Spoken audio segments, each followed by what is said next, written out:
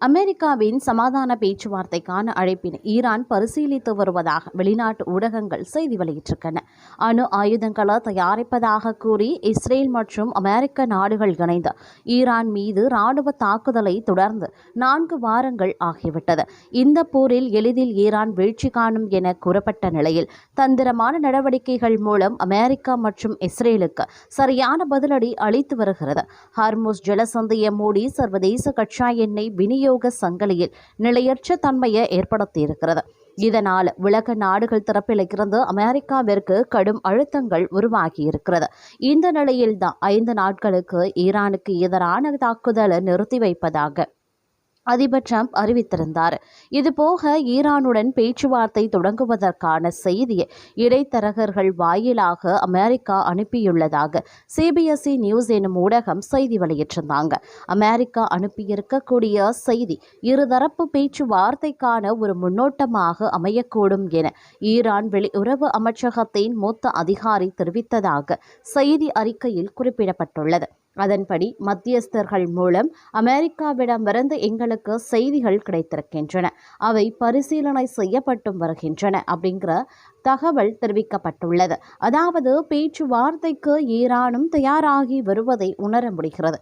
போர் நிறுத்தத்தை முடிவுக்கு கொண்டு வருவதற்கான ஒரு உடன்பாடு எட்டப்படலாம் என அமெரிக்க அதிபர் டொனால்ட் ட்ரம்ப் அறிவித்திருப்பதும் இந்த சூழ்நிலையில் பேச்சுவார்த்தைக்கான இந்த நடவடிக்கைகள் தீவிரமடைந்து வருகின்றன. முன்னதாக நேற்று ட்ரம்ப் வெளியிட்ட அறிவிப்பில் அமெரிக்காவும் ஈரானும் சமீப நாட்களில் மிகவும் முன்னேற்றம் இருக்கக்கூடிய மற்ற ஆக்கப்பூர்வமான உரையாடல்களை நடத்தியது. உடன்பாட்டிற்கான பல அம்சங்களும் இருக்கிறது. ஒரு உடன்பாடு வருவதற்கு மிக நல்ல வாய்ப்பு இருப்பதாக நான் நினைக்கிறேன். ஈரானும் ஒரு உடன்பாடு செய்ய விரும்புகிறது என்று ட்ரம்ப் தெரிவித்திருந்தார். அமெரிக்க தூதர் ஸ்டீவ் விட்காஃப் மற்றும் தனது மருமகன் ஜாரெட் குஷ்னர் ஆகியோர் ஒரு ஈரானிய தலைவருடன் பேச்சுவார்த்தை நடத்தியதாகவும் அவர் தெரிவித்தார். அதே நேரம் ஈரானின் புதிய உச்ச தலைவர் அயதுல்லா முஸ்தபா கமேனியுடன் அமெரிக்கா எந்தவிதமான பேச்சுவார்த்தையிலேயும் ஈடுபடவில்லை என்றும் விளக்கம் அளித்தார். முன்னதாக 48 மணி நேரத்திற்குள் ஹர்முஸ் ஜலசந்தியை திறக்காவிட்டால் ஈரானின் மின்சார உட்கட்டமைப்புகள் மீது தாக்குதல் நடத்தப்படும் என ட்ரம்ப் எச்சரித்திருந்தார். ஹர்முஸ் நீர் வழித்தடத்தை திறக்க முடியாது என்றும் எங்களது ஆற்றல் உட்கட்டமைப்புகள் மீது தாக்குதல் நடத்தின வளைகுடா நாடுகள் இருளில் மூழ்கும் அளவிற்கு பதிலடி தரப்படும் என்றும் ஈரான் பதிலடி தந்தது. இதையடுத்து கெடு முடிவுற்ற நேற்று அமெரிக்கா போரை தீவிரப்படுத்தும் என உலக நாடுகள் கலக்கத்துடன் எதிர்பார்த்து கொண்டிருந்தன. அந்த நேரத்தில்தான் தாக்குதல் திட்டத்தை 5 நாட்களுக்கு ஒத்தி வைப்பதாகவும் ஈரானுடன் பேச்சுவார்த்தைக்கான வாய்ப்பு ஏற்பட்டுள்ளதாகவும் ட்ரம்ப் அறிவித்திருந்தார். இதையடுத்து தற்போது இடைத்தரகர்கள் வாயிலாக தூதும் அனுப்பப்பட்டுள்ளதாம். அமெரிக்கா ஈரான் மோதலை தீர்ப்பதற்கான பேச்சுவார்த்தைகள் இந்த வாரத்தின் தொடக்கத்திலேயே இஸ்லாமாபாத்தில் நடைபெற வாய்ப்புள்ளதாக அதிகாரிகள் குறிப்பிடுவதாக ராய்டர்ஸ் நிறுவனம் செய்தி வெளியிட்டிருந்தாங்க. அதன்படி பாகிஸ்தான், துருக்கி மற்றும் எகிப்து ஆகிய நாடுகள் இருதரப்பினரையும் பேச்சுவார்த்தைக்கு அழைத்து வரும் பணிகளில் ஈடுபட்டுள்ளனவா.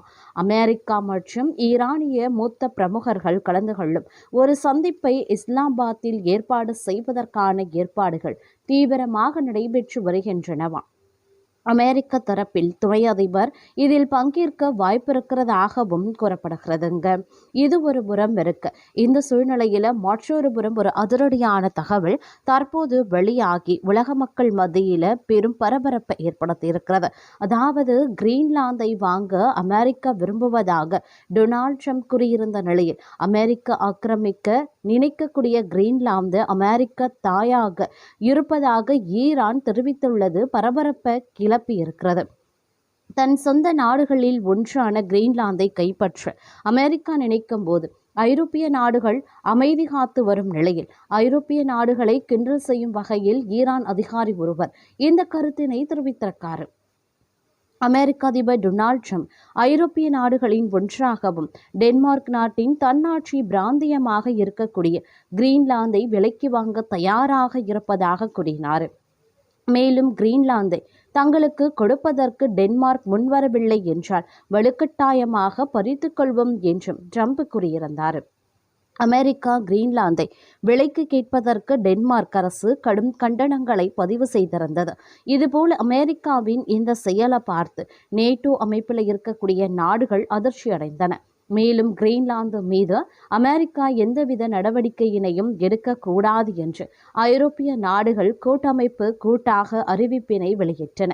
வெறும் அறிக்கையோடு தான் இந்த அறிவிப்பானது முடிந்ததே தவிர அமெரிக்காவின் இந்த நடவடிக்கைக்கு எதிராக எந்த ஒரு முயற்சியினையும் ஐரோப்பிய நாடுகள் எடுக்கவில்லை, ஒரு கண்டனம் கூட தெரிவிக்கவில்லை. மென்மையான போக்கினையே கடைபிடித்தும் வந்தன. இந்த நிலையில்தான் அமெரிக்கா கைப்பற்ற நினைக்கும் கிரீன்லாந்தை நாங்கள் பாதுகாக்க தயாராக இருப்பதாக ஈரான் தெரிவித்திருக்கிறது. ஐரோப்பிய நாடுகளை அமெரிக்காவை எதிர்த்து பேசாமல் அமைதி காத்து வந்த நிலையில் ஈரான் அதிகாரி ஒருவர் இப்படி பேசியிருப்பது உலக அளவில் கவனம் பெற்றுள்ளது. ஈரானின் மத்திய காவல்துறை தலைவரான அகமது ரசாடான் என்பவர்தான் இந்த கருத்தினை தெரிவித்திருக்கார். கிண்டலாக இவர் பேசியிருந்தாலும் இவரது பேச்சு சர்வதேச அளவில் கவனத்தை பெற்றிருக்கிறது அப்படின்னு சொல்லலாம். அவர் என்ன சொல்லியிருந்தாருன்னா, உங்கள் சொந்த நாடான கிரீன்லாந்து அமெரிக்கா கைப்பற்ற நினைக்கும் போது கூட உங்களால் எதுவும் செய்ய முடியவில்லை. வேண்டும் என்றால் சொல்லுங்கள், நாங்கள் வேண்டுமானால் கிரீன்லாந்தை வந்து பாதுகாக்கிறோம், கிரீன்லாந்தை பாதுகாக்க நாங்கள் தயாராக இருக்கிறோம் என்று கூறியிருந்தார். இவரது பேச்சு உலகம் முழுக்க கவனம் பெற்றுள்ளது. ஈரானை எளிதில் அழித்து விடலாம் என்று அமெரிக்க அதிபர் டொனால்ட் ட்ரம்பின் கனவு பொய்த்து போனது. எளிதில் ஈரான் அடிபணிந்துவிடும் என நினைத்த ட்ரம்புக்கு தான் இந்த போர் பெரிய தலைவலியை கொடுத்துள்ளது என்று சொல்ல நினைக்கும் வகையில் ஈரான் பதிலடி கொடுத்து வராங்க. ஹர்முஸ் ஜலசந்தியை மூடி அமெரிக்காவுக்கு பெரும் அதிர்ச்சியை கொடுத்தது ஈரான். உலகளவில் 20% அளவுக்கு எரிவாயு வர்த்தகம் இங்கே நடந்து வருவதால் அது பல்வேறு நாடுகளை பாதித்தது.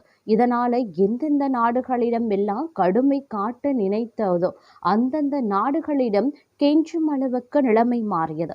இதையடுத்து உடனடியாக ஈரான் ஹர்முஸ் ஜலசந்தியை திறக்க வேண்டும் என்றும், இல்லை என்றால் ஈரான்ல இருக்கக்கூடிய மின் உற்பத்தி நிலையங்களை தாக்குவோம் என்றும் அமெரிக்க அதிபர் ட்ரம்ப் 48 மணி நேரம் கெடு விதித்து எச்சரித்திருந்தார்.